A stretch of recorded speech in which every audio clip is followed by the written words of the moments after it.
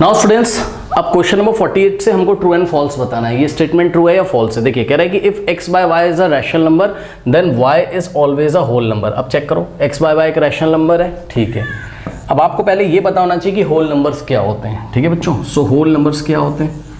Whole numbers आपके कहाँ से स्टार्ट होते हैं? होल नंबर से स्टार्ट होते हैं 0 से। 0 1 2 3 4 and so on to infinity तक चलता जाएगा, ठीक है बच्चों।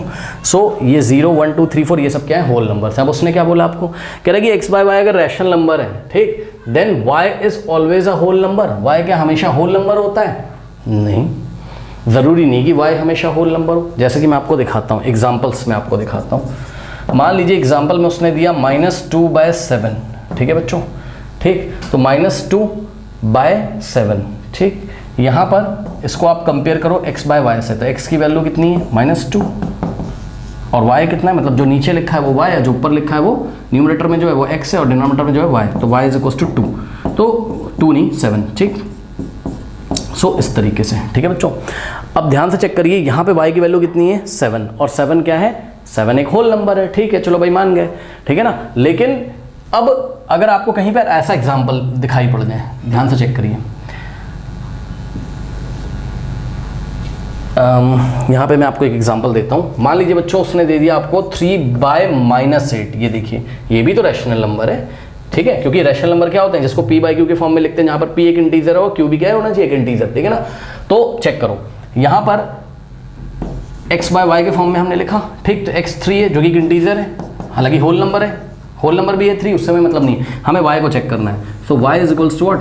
-8 है। बेटा चेक करो, -8 होल नंबर थोड़ी ना है।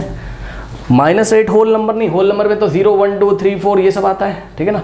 तो -8 एक होल नंबर नहीं है, -8 तो क्या है? इंटीजर है। उसने क्या बोला? इंटीजर। पता है ना आप लोगों को क्या होते हैं? इंटीजर्स के सेट में क्या क्या आता है?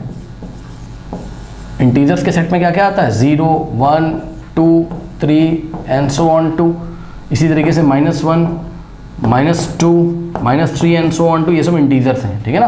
तो -8 क्या है? नेगेटिव इंटीजर है, यानी कि इंटीजर है, ठीक है बच्चों। तो इस तरीके से y जो है आपका वो इंटीजर भी हो सकता है, ज़रूरी नहीं कि वो हमेशा होल नंबर हो। और इन्होंने क्या बोला था कि y is always a whole number. y हमेशा होल नंबर होता है? नो, फॉल्स हो गया, ठीक है। देखिए अगर आपको एक भी एग्जाम्पल मिल जाता है मैथमेटिक्स में जिससे कि स्टेटमेंट फॉल्स हो जाए, तो उसको हम बोलते हैं काउंटर मेथड। क्या बोलते हैं? Counter method. तो पहले आप ये सर्च करने की कोशिश किया करो कि आपको कोई ऐसा एग्जांपल मिल रहा है जो दिए गए स्टेटमेंट को काउंटर कर दे, यानी कि दिए गए स्टेटमेंट को अपोज कर दे। तो मिल गया, y की वैल्यू कितनी है? y की वैल्यू यहाँ पे कितनी है? -8 है ना, ठीक। ऐसे बहुत सारे एग्जांपल्स आप ले सकते हो, जैसे कि मान लो 5/-2 लिखा है। अब देख लो y की वैल्यू कितनी? -2, जो कि इंटीजर है, होल नंबर नहीं है, ठीक। और अब मैं आपको सीधे सीधे बात बताऊँ, सीधे सीधे हमने ये पढ़ा था बच्चों कि अगर कोई रैशनल नंबर है p/q, अगर कोई रैशनल नंबर है तो उसको हम p/q के फॉर्म में लिखते हैं, जहां पर p भी क्या होना चाहिए? कोई इंटीजर, ये पढ़ाया गया था हमें। और q भी क्या होता है? कोई ऑलवेज कोई इंटीजर होता है, ठीक। और q की वैल्यू कभी भी 0 नहीं होनी चाहिए, ये हमने पढ़ा था।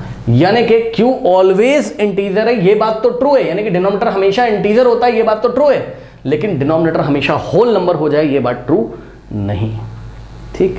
जब आपने बोल दिया कि q इज ऑलवेज इंटीजर, ठीक, तो इंटीजर्स में बेटा होल नंबर भी कवर हो जाते हैं। चेक कर लो, इंटीजर के सेट में 0 1 2 3 4 सब होल नंबर भी कवर हो जाते हैं। लेकिन एक बात की रिस्ट्रिक्शन है कि q की वैल्यू 0 नहीं हो सकती, ये बात आपको पता है, क्योंकि नीचे अगर 0 हो गया तो समथिंग अपॉन 0 क्या होता है? Not defined. जैसे कि 5/0 अगर हो गया तो 5/0 क्या होगा? Not defined. किसी भी नंबर के नीचे अगर 0 लग जाए वो तो क्या होता है?